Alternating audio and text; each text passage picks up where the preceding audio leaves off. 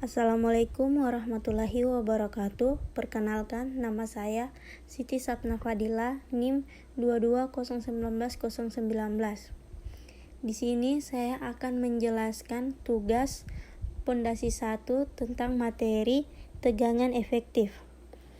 Bila tanah mengalami tekanan yang diakibatkan oleh beban, maka angka pori tanah akan berkurang. Yang kedua, terjadinya perubahan-perubahan sifat mekanis tanah atau tahanan geser meningkat.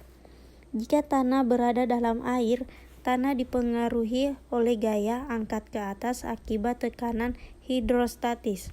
Berat tanah terendam disebut berat tanah efektif, sedangkan tegangan yang terjadi disebut tegangan. Segumpal tanah terdiri dari butiran padat dan ruang pori. Ruang pori dapat berisi udara atau air atau keduanya. Bila tanah jenuh sempurna, ruang pori ini terisi penuh dengan air. Besar bidang kontak antar butiran tergantung bentuk dan susunan butiran. Tegangan yang terjadi pada bidang kontak antar butiran dipengaruhi oleh tekanan air pori. Dalam praktik butiran tanah dan pori dianggap tidak mudah mapat, sedang udara mudah sekali mapat. Sifat mudah mapat tanah tergantung pada susunan butiran padat. Pengurangan volume tanah terjadi bila yang pertama, pada tanah jenuh jika sejumlah air meninggalkan ruang pori. Yang kedua, pada tanah kering atau jenuh sebagian jika jumlah udara terdesak keluar. Volume tanah secara keseluruhan dapat berubah akibat adanya perubahan susunan butir, sehingga terjadi pula perubahan gaya-gaya yang bekerja pada butiran. Yang ketiga, tegangan geser ditahan oleh butiran tanah, yaitu oleh gaya-gaya yang berkembang pada bidang singgung antar butiran. Yang keempat, tegangan normal ditahan oleh tanah melalui penambahan gaya antar butirnya. Luas bidang kontak antar butiran sangat kecil, di mana untuk butiran bulat kontak ini berupa sebuah titik.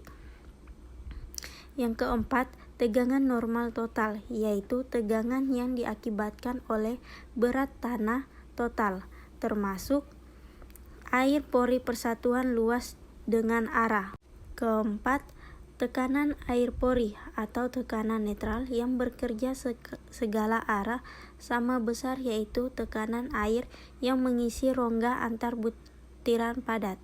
Yang kelima, tegangan normal efektif, yaitu tegangan yang dihasilkan dari beban berat butiran tanah persatuan luas bidangnya.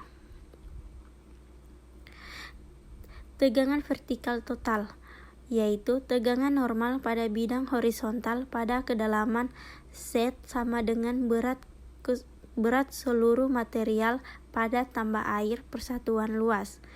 Tekanan air pori pada sembarang ke dalam berupa tekanan hidrostatis karena ruang pori antar butiran saling berhubungan, yaitu tegangan efektif vertikal, di mana berat volume apung tanah atau berat volume efektif dan berat volume terendam. Tegangan efektif pada tanah tak jenuh. Bila tanah tidak jenuh sempurna, maka rongga-rongga tanah akan terisi oleh air dan udara. Tekanan pori air harus lebih kecil dari tegangan yang terjadi dalam udara akibat tarikan permukaan karena tanah tidak jenuh. Pori udara akan membentuk saluran yang sambung-menyambung melalui runang antar butiran, sedangkan air pori terkonsentrasi sekitar kotak antar vertikal. Pengaruh gaya rembesan pada tegangan efektif. Jika air mengalir dengan gradien hidrolik tertentu dalam tanah, pengaruh beda tinggi tekanan akan menimbulkan gaya pada butiran tanah. Arah gaya rembesan searah dengan aliran. Selanjutnya kita masuk di contoh soal. Yang pertama, 2 buah resistor dipasang seri dengan rangkaian 3 volt dan kuat arus 1 ampere.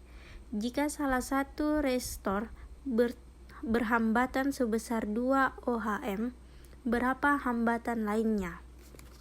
Penyelesaiannya, I sama dengan V per I. 2 tambah X sama dengan 3X1. 2 tambah X sama dengan 3. X sama dengan 3 kurang 2. X sama dengan 1 OHM. Jadi, hambatan kedua adalah yang kedua, apa yang dimaksud dengan tegangan vertikal? Jawabannya, tegangan vertikal yaitu tegangan normal 2 sama dengan seluruh material padat tambah air. Persatuan luas di ranah adalah volume efektif atau berat volume terendam. Dan yang nomor 3, tangki minyak berbentuk lingkaran diameter 4 meter mendukung beban A sama dengan 120 kN per M kuadrat. Hitunglah satu tambahan tegangan di bawah pusat tangki pada kedalaman 2 M.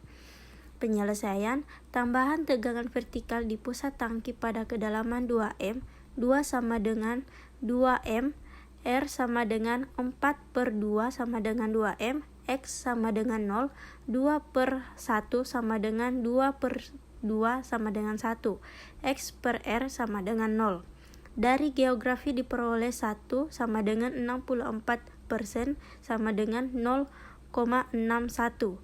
Jadi, 41 sama dengan 120 X 0,64 sama dengan 76,8 kN per M kuadrat. Itulah tadi penjelasan saya dan contoh soal yang saya berikan. Sekian dan terima kasih. Wassalamualaikum warahmatullahi wabarakatuh.